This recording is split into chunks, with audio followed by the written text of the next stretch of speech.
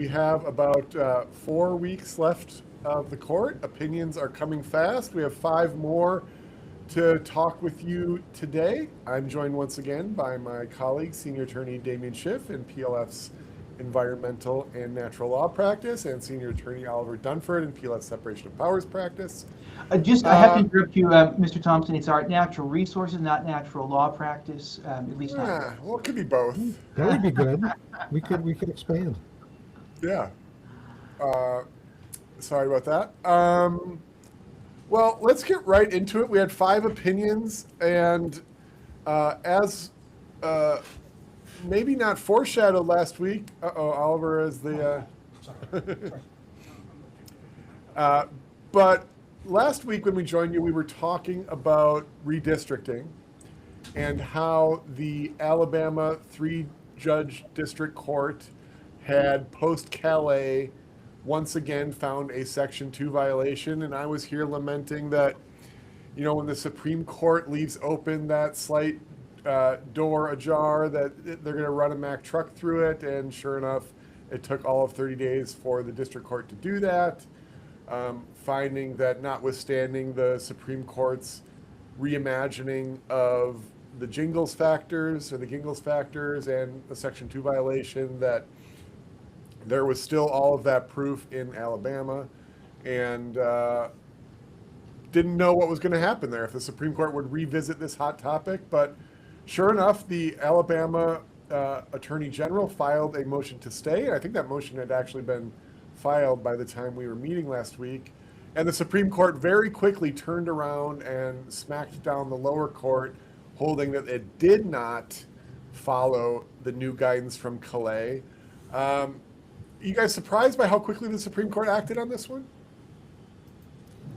Not really, considering the recent opinion and the order from the court that allowed, was it Louisiana, to change the ballots to be consistent with the court's opinion.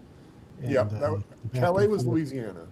Yeah, so after the back and forth between Alito and Jackson, and the politics or lack of politics of that decision. So I'm not surprised that the court issued this opinion or this order as quickly as they did. Damien? Yeah, I'm still sort of mystified how the district court could have avoided Calais to begin with. I mean, especially on the 2 points that the per curiam mentions, that you can't assume that the racial disparity is because of race as opposed to just partisanship. You have to disentangle partisanship first.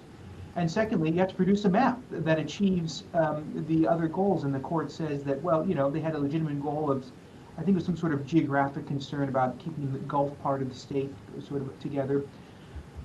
I mean, that seemed to me to be the obvious thrust of the Alito majority opinion from Calais. So and then, of course, the court emphasizing the presumption of good faith, yep, which I think is especially probably something that was overlooked by the district court opinion here in assuming a racial explanation for things that evidently could be explained through non-racial means. So not surprised, especially given the importance of the election and how quickly it's coming upon us, and the court wanting to make sure that its decision will have an effect immediately.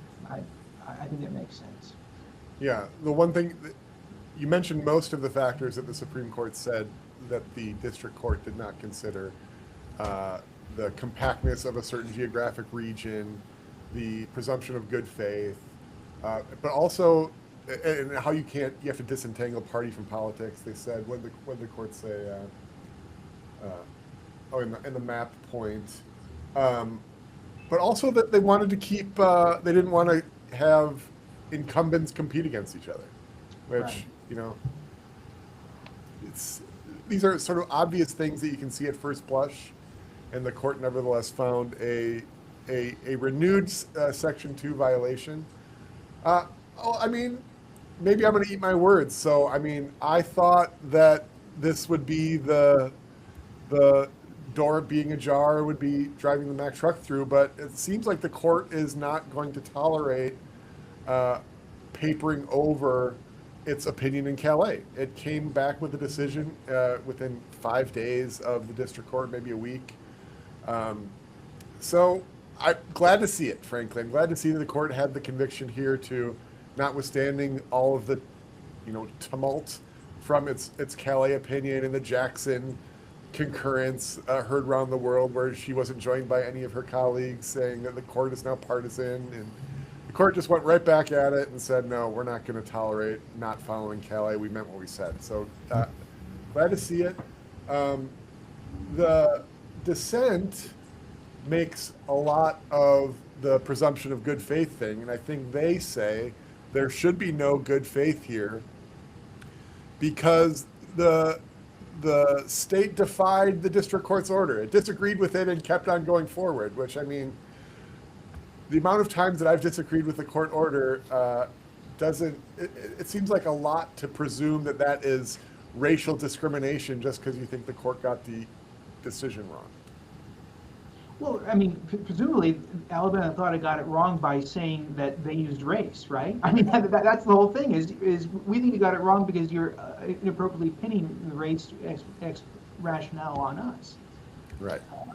And so how did the case get to the Supreme Court? Did the state petition for the stay? Yes. No. So yeah, I mean, I guess technically it's defying the district court, but it's going to get further review, right? I mean, I don't know what else is.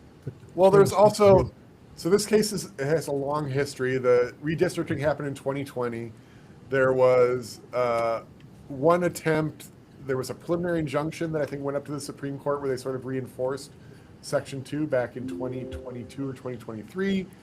But it was a preliminary posture, and the state of Alabama believed that they didn't need to create a second majority minority district. And I think that is the sort of defiance that the lower court said, well, now you've proven that you're racial since you refused to do what we thought at a preliminary posture was necessary. So anyway, it's just imposing motives based on their litigation posture, and I think that is not the proper way to go about to determine whether something is discriminatory. Certainly not after Calais, where the court gave clear guidance on what you need to do, and the district court just didn't do. And I think part of it too is here, I think the question of plausibility, and this is maybe even a segue to the Hickman case we'll talk about later, but I think what's going on here is the dissent just thinks that it might quite very well be plausible that Alabama could really still be discriminating on the basis of race, because it did, admittedly, a half century ago. And I think just as I think the court today would say in response to the lawsuit that the current administration filed in California, that's implausible, that the California redistricting was because, I mean, come on, everybody would say that.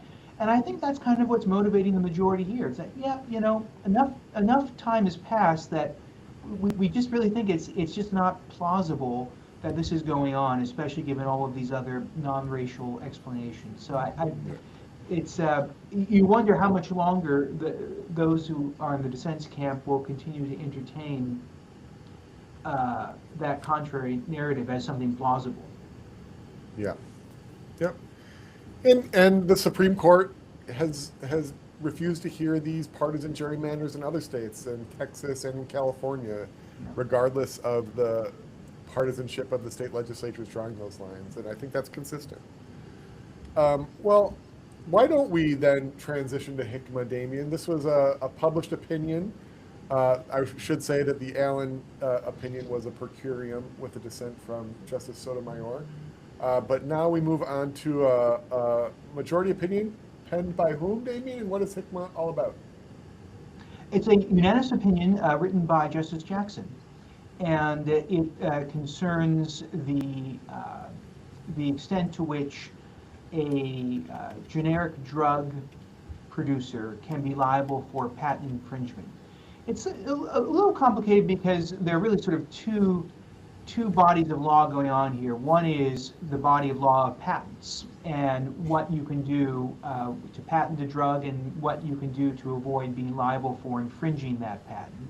And the second thing is just under the food and drug laws, the process by which you have to get FDA approval before you can market a drug. So those two things are in working in tandem here. As I understand it, Hikma is a generic drug manufacturer that it and the respondent here, whose name is escaping me, but produced a drug that was then patented that had two uses.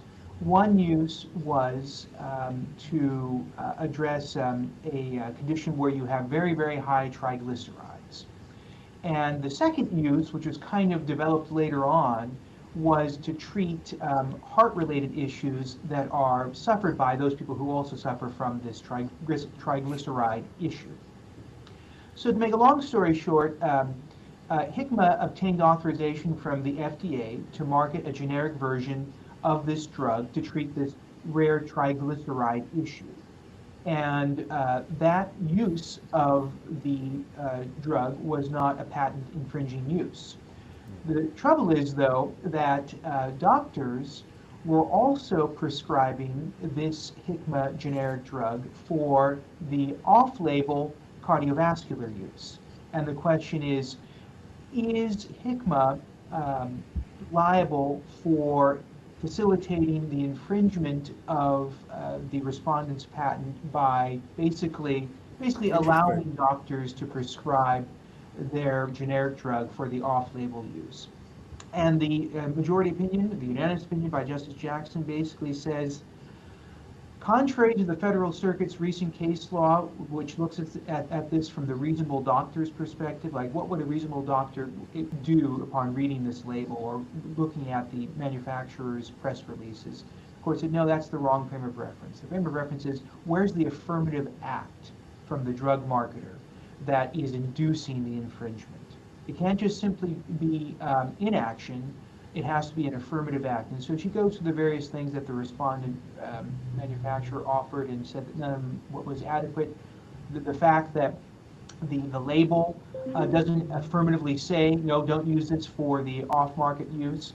She said, well, you know, we think the reason why they have the label the way they do is because the FDA law requires that their label be the same as the brand name drugs label. So that can't be evidence. Then the fact that, well, they cite this study that on the label that also discusses how it can be used for this dual purpose. And she said, well, yeah, that's true, but the study also supports the purpose for using this as the principal drug. Right. So anyway, the main thing is, it's not surprising that Hikma 190, I think the case might actually have some more effect outside of this area of drug patents to deal with what is the standard for stating a plausible claim generally under the Federal Rules of Civil Procedure, in particular Rule 12b-6.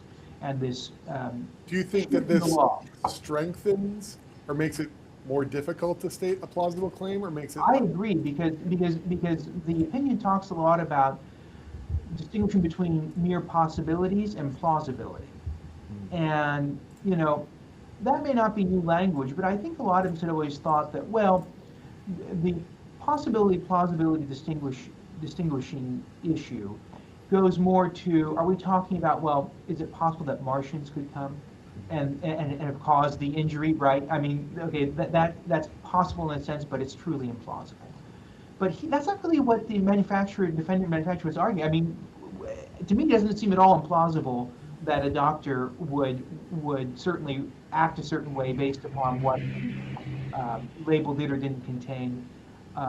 So it almost seems like the court's pushing things a little towards likelihood. Now, that, of course, would be a real strengthening of the 12b-6 standard. But there is some language that suggests to me that possibility means more than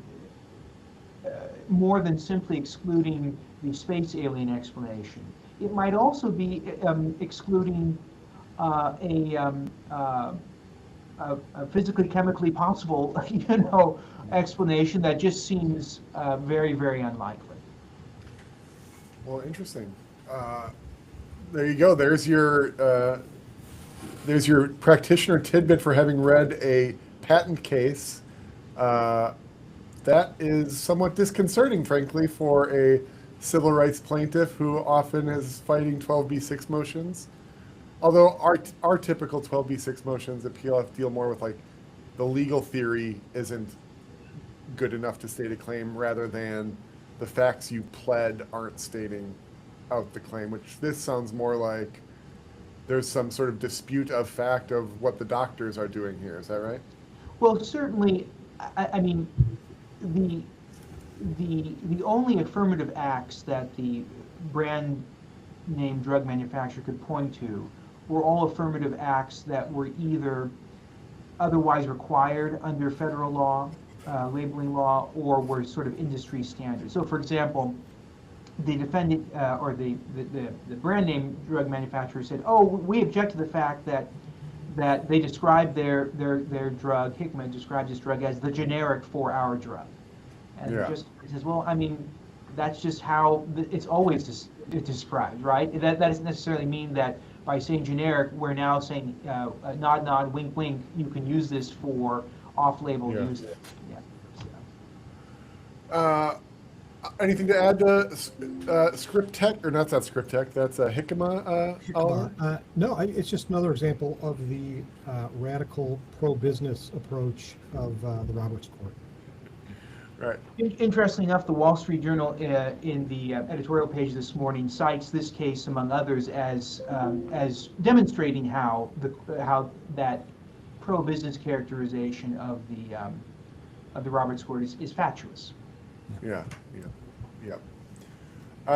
Okay, well, let's move on to what I find a lot more interesting, frankly, and that is the Seventh Amendment right to a jury. And this is an issue, Oliver, that PLF is actively litigating. I have to say I was a little bit surprised with how this case came out, but that just probably shows my ignorance. Tell our listeners what I'm talking about in FCC versus AT&T. Yeah, this was a case brought initially by the FCC in-house against both Verizon and AT&T. Apparently both telephone, or not, they're more than telephone companies at this point, but they had some location-based services, and there were news reports that these services had revealed more data to third parties than had been intended, and so the agencies filed suit in-house. But first, they sent each company a notice of violation, and then there are and the agency could have gone directly in-house to bring a formal adjudication. The alternative is what they did here: send a notice of violation to each company, and then when that happens, each company has one of two options. It can pay the fine and then file a petition for review in circuit court, and that's a traditional way to challenge final agency actions. You file a petition for review. In those cases, the court can review the legal conclusions de novo, but for the factual questions, the courts must accept the administrative record. There are some exceptions, but basically the administrative record controls. And that's what one of the companies did here. I can't remember which one. The other company withheld payment, and in that situation, the FCC can do nothing, or it can refer the matter to the Department of Justice to collect the amounts imposed by the FCC. And there, if the DOJ does that, it has to hold a jury trial. And so both parties appealed up. The Fifth Circuit held that this process violated the Seventh Amendment because the FCC imposed these fines. And in the first instance, when there's where there's a petition of final agency action, as I mentioned, the administrative record controls, and so there's no jury trial either before the agency or when it finally gets to court. In the second instance, the court said the result would have been that you're not guaranteed a jury trial. The FCC imposed this fine on you, and then you have to sit around and wait to see if the DOJ brings a lawsuit against you. The Second Circuit said, no, this is not a violation. This is fine. The FCC hasn't actually done anything. So the Supreme Court took the case. The Solicitor General then changed the FCC's position. That's right. The FCC initially said, there's no problem here. This is Congress may funnel these kinds of cases into agency administration or adjudications, and there's no violation of the Seventh Amendment. Solicitor General then said, well, no, there could be a Seventh Amendment problem, but here the FCC's notices of violation don't actually require anything of the companies. They can pay and challenge, or they can withhold payment and see what the DOJ does.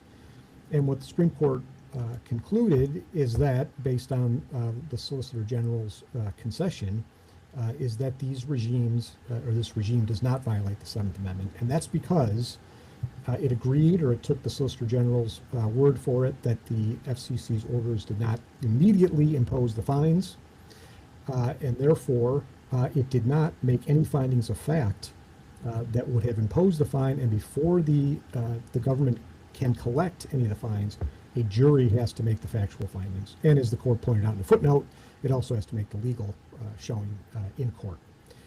So, Josh, as you said, it's somewhat a surprising result, perhaps, but with the Solicitor General's concession, I think it makes sense. Although in dissent, Justice Thomas pointed out that for the most part, the court gets the analysis right, but in this case, the companies are entitled to a refund. And Justice Thomas said, again, these are good theories, but the court has to decide cases. And in this case, the companies acted on the presumption that the FCC's orders were immediately effective, and so they litigated all the way up. And the majority said, well, too bad. We're not gonna make any statements or any conclusions on whether a refund is appropriate or required. So does that mean that there will be future litigation over whether AT&T is entitled to a refund? I think so. I think they're going to have to decide. Although I can't imagine they're going to. I can't imagine there'd be argument about it. But who knows? The court here was careful to say that this was this was an adjudication of a regime under a specific statute. This is an opinion by Justice Roberts, who's always very careful in these kinds of cases. Yeah. But he also said some very helpful things on the Seventh Amendment, distinguishing legal from equitable claims, kind of definitively making that point. Also said that the question before the court was whether the enforcement structure was unconstitutional, and that gives support to the argument that the Seventh Amendment is a structural claim, which will help us, hopefully, in challenges to the agencies before they issue a final decision. So we'll see. I think there's some good stuff in the opinion, even though the result is not necessarily what the companies wanted. Right. I remember this case now. I remember the argument when we talked about it, and the thing that stuck out to me was the similarity between this and sort of Sackett 1, where the court held that agency action was reviewable because of the crushing penalties, and the defense at the time from the EPA was, well, none of this is binding. We're just telling them that they're getting fined $75,000 a day, but they don't have to pretend that we mean it.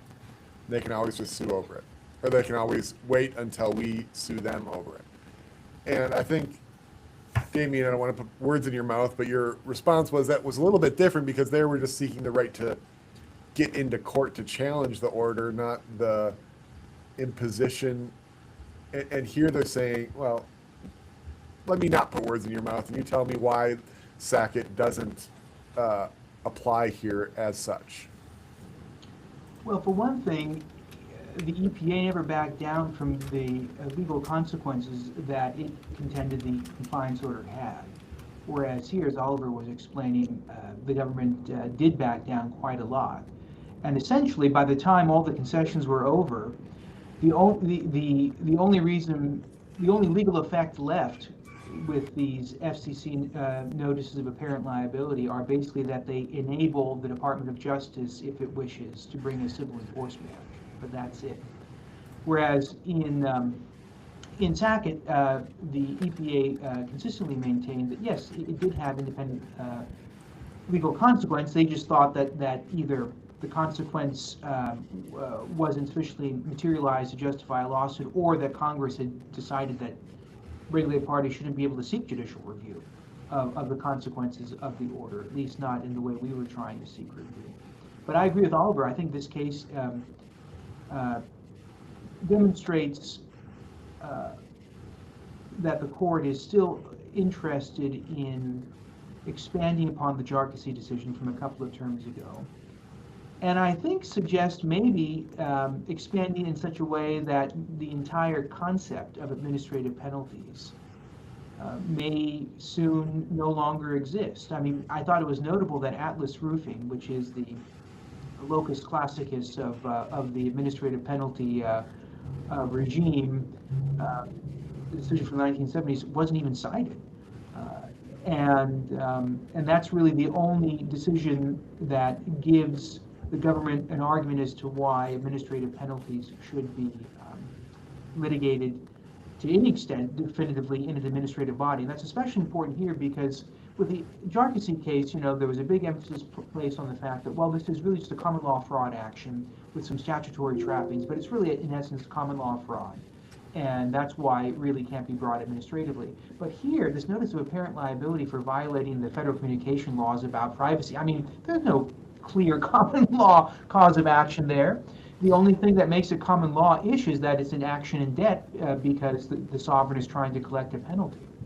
Well, and that's right. And the court said that the Seventh Amendment applies in proceedings, in all proceedings, whatever their peculiar form in which legal rights are to be settled. That's it.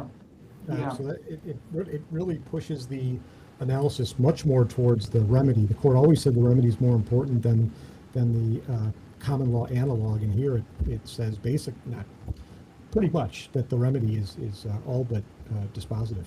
Yeah. So that sounds to me like a Roberts opinion where, sure, he holds there's no Seventh Amendment right in this case, but he puts enough language in there for the next case and gets a unanimous, or I guess an 8-1 decision on his language and what he's saying the Seventh Amendment does guarantee. So maybe in like 1 minute, Oliver, you can outline like what are PLF's Seventh Amendment cases and how does this decision help our theories in those cases? Well, yeah, we have a bunch of cases against the NLRB.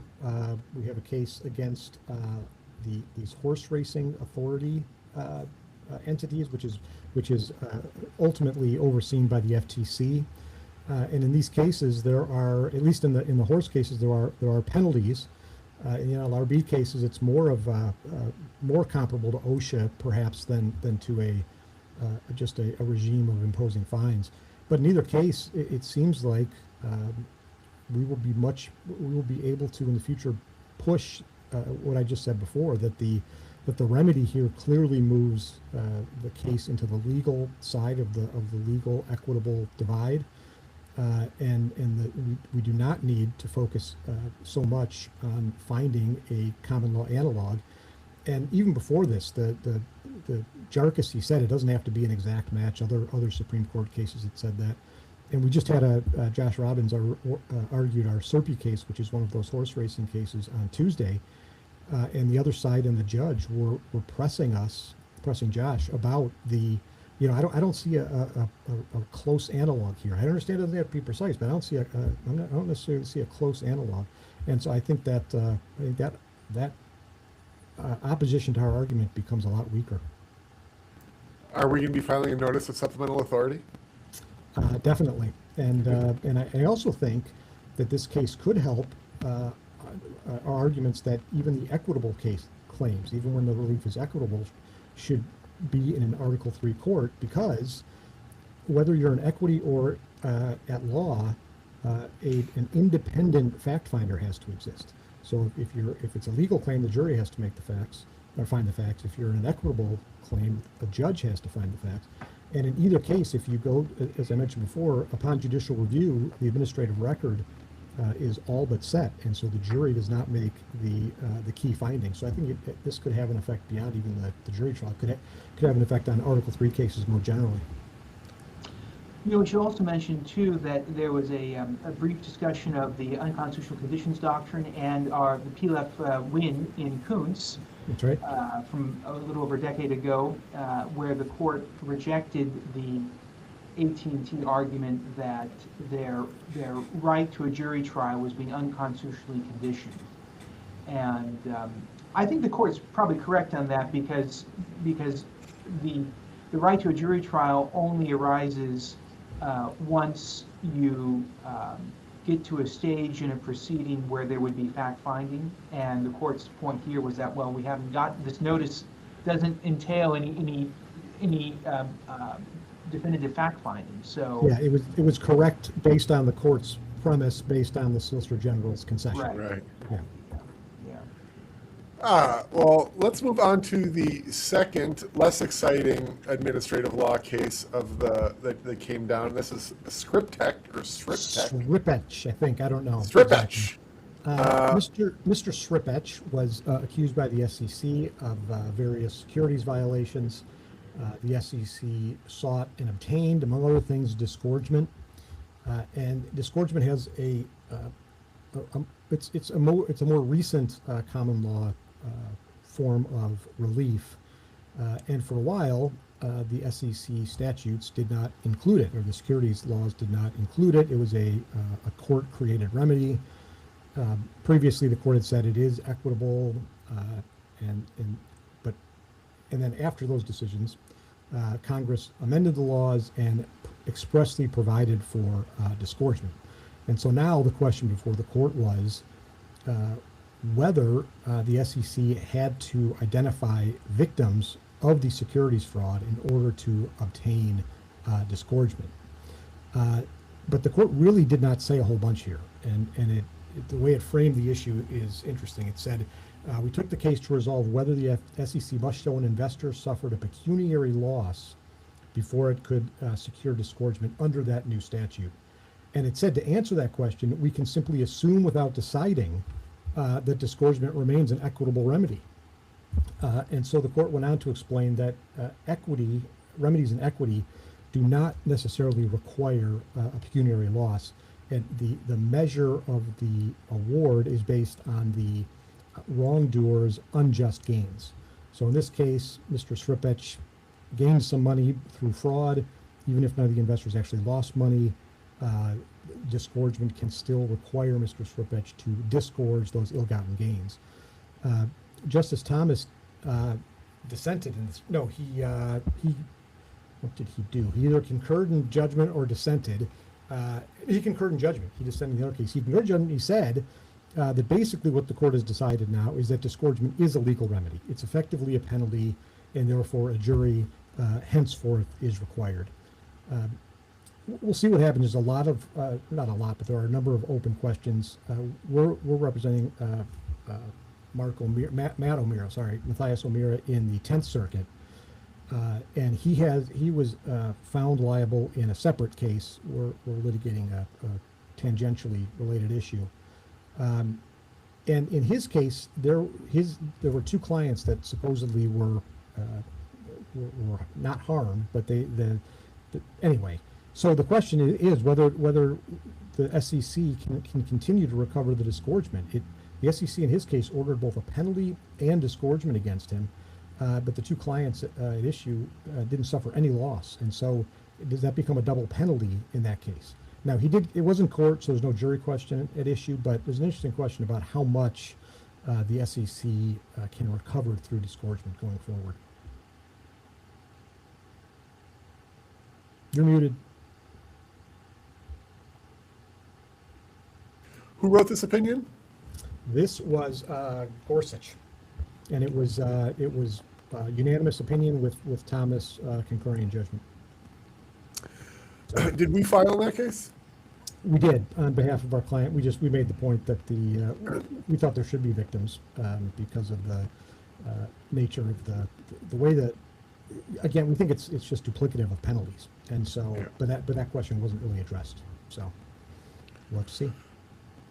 Well, we have one final case to discuss, and that is a per curiam decision in, what's the name of the case here? It is Witten versus Dixon, a 4-page per curiam opinion. Damien, what this case concerns? this was a habeas case, as I recall, where the defendant who was convicted of murder was objecting to his conviction because of how certain DNA-related evidence was used DNA evidence was used that I think was not before the jury. It's hard to articulate because Justice Thomas's dissent here makes a pretty strong argument that this decision is not really outcome determinative. But essentially, the Supreme Court held that the 11th Circuit was wrong to cite or rely upon certain DNA evidence to confirm the guilt of the defendant, because this evidence had not been presented to the jury. And the objection from Justice Thomas is that this is a harmless error because there's plenty of other evidence to otherwise either to hold that there's a procedural defect in the habeas, or that just on the merits that the conviction was proper. And he then objected to why the court took the time to issue this per curiam rather than take up cases on behalf of non-criminals who are trying to vindicate their rights. Well, and when this case came out, Yeah. this decision came out on Monday with, I think, the order list. It created quite the stir at PLF. Why is that, Oliver? I don't know. I missed it. Well, I was in Florida. I was in Miami. I mean, not just Florida. I was at. are you in Florida now? I'm in Florida. I was at the hearing on Tuesday in the one I mentioned before. No, you can't read it from now. It's from Monday till now. It's too hot. No, Damien was getting to this, but I cut him off. But Justice Thomas says, okay, there's an error here. It seems harmless. We're going to get this murderer a new trial. But when there are other errors that we all recognize are errors, we don't do the right thing in those cases. And why it made such a deal here at PLF is the first two cases he cites for that are Boston Parent Coalition versus Boston School District, or Boston Public Schools, and Coalition for TJ versus the Fairfax County School Board, two cases that are very near and dear to my heart, where the court did not overturn lower court decisions or refused to stay lower court decisions that were where we felt we had pretty clear proof of discriminatory intent, where the school districts were changing the admissions requirements at these schools in order to racially balance the student populations. Justice Thomas mentions those. He goes on to mention a speech first case and other cases where the Supreme Court has not stepped in to correct egregious errors from the lower court. And yeah, thank you, Justice Thomas, for not forgetting about us. Also, we'll be bringing a couple more of those cases to you in the coming months. And hopefully your colleagues will heed your good word and correct some of the injustices that are befalling the Asian American students of New York City, Montgomery County, and Boston. I was going to say something about when we were discussing the Calais case before, that again, this was an obvious error below. The court jumped in right away. The court should do this more often. And again, the court needs to take more cases, but at the very least, when there are cases below that obviously conflict with its opinions, it seems strange that they can't just GVR these things or reverse and vacate and just be done with it. It's just the Second Amendment. There were a number of Second Amendment cases that came up that the court refused to take for a long time. It's sometimes strange. Again, like you said with Jarczy, it kind of comes out of nowhere. But at least in the Seventh Amendment, the court continues to do things about it. But there are other issues where the court makes these big pronouncements and then doesn't do anything for 10 years. Yeah. Very strange. I'm going to read his. So he goes. He actually has quite a bit of detail on this failure, but the last paragraph's worth reading verbatim. It's unfortunate that the court chose to intervene at the request of a convicted murderer to correct the 11th Circuit's inconsequential foot fault.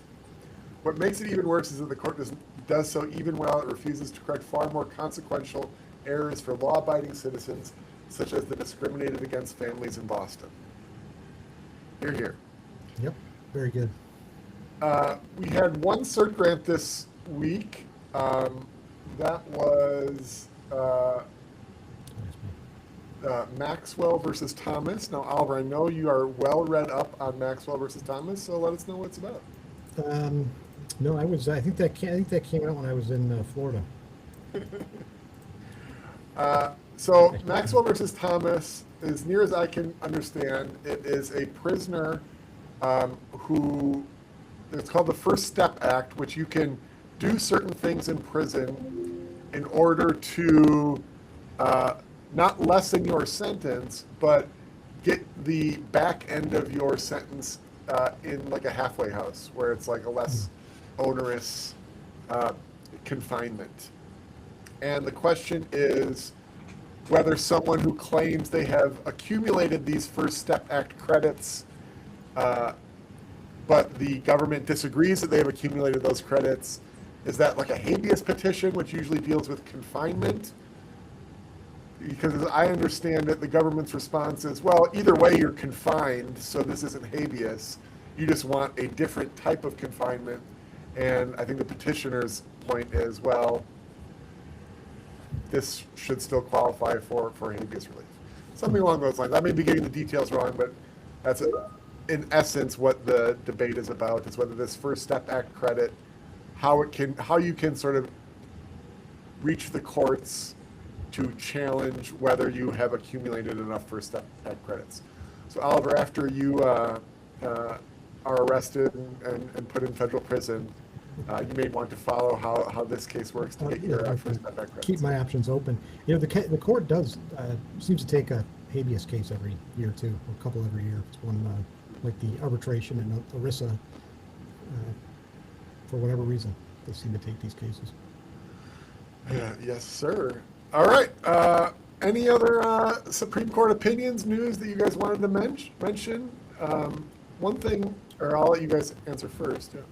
Well, still waiting for the big administrative law cases, or two of them, whether the president can remove the heads of multi-member agencies like the FTC without cause, and then whether the president had sufficient cause to remove one of the governors from the Federal Reserve Board.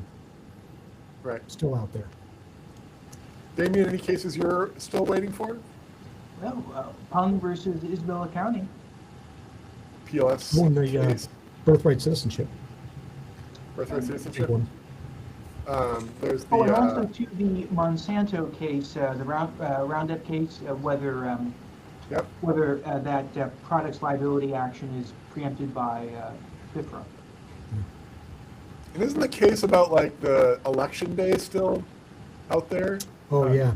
Yeah. Whether the ballot is sent before election day, but it's not received until after election day. Yeah. Whether that Which, if you live in California, it is outrageous. We had an election. It doesn't matter.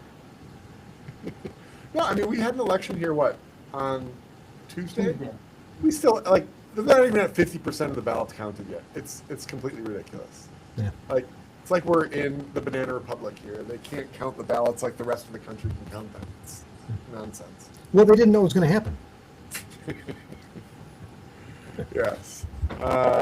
Yes, that's one that I'm just, because I think like if California actually has to get their act together, I mean, I don't really care about the issue other than it's sticking to California, but anyway. Very on brand. Yeah. All right. Well, with that, I did have one trivia question for you guys. Frankfurter. I gotta find it though. Oh man. See? I'm so prepared. Oh,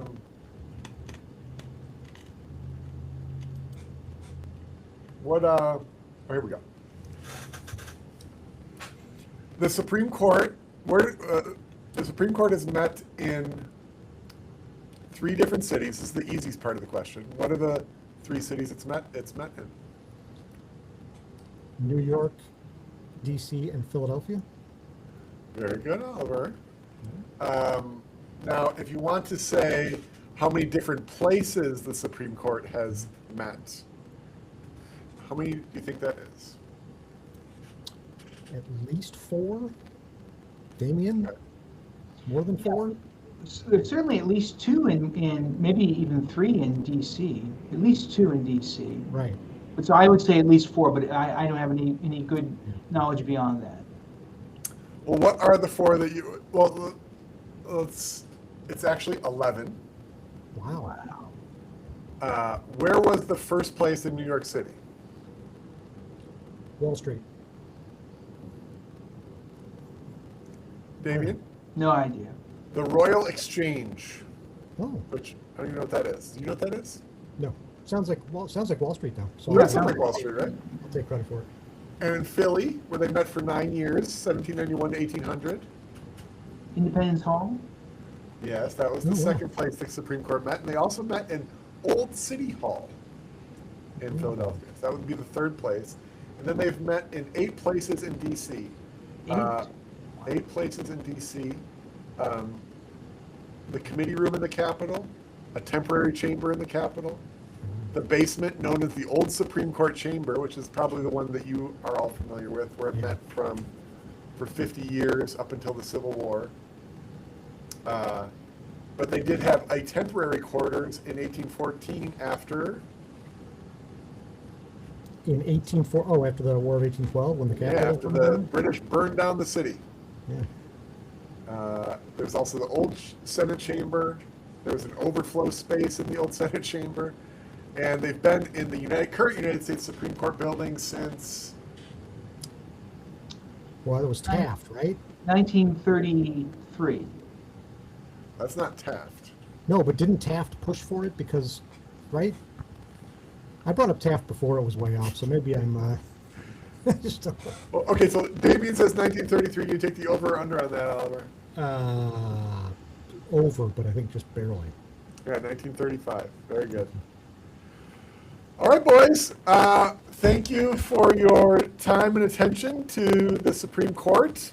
We'll be back next week, hopefully with some more of those exciting opinions. We probably still got 20, 25 opinions left to go. Yeah. Same time next week. Next Friday, we'll be back. Thank you for joining us on the PLF Supreme Court Show. Thank you, Damien Schiff. Thank you, Oliver Dunford. And See ya. we'll Thanks. be back next week.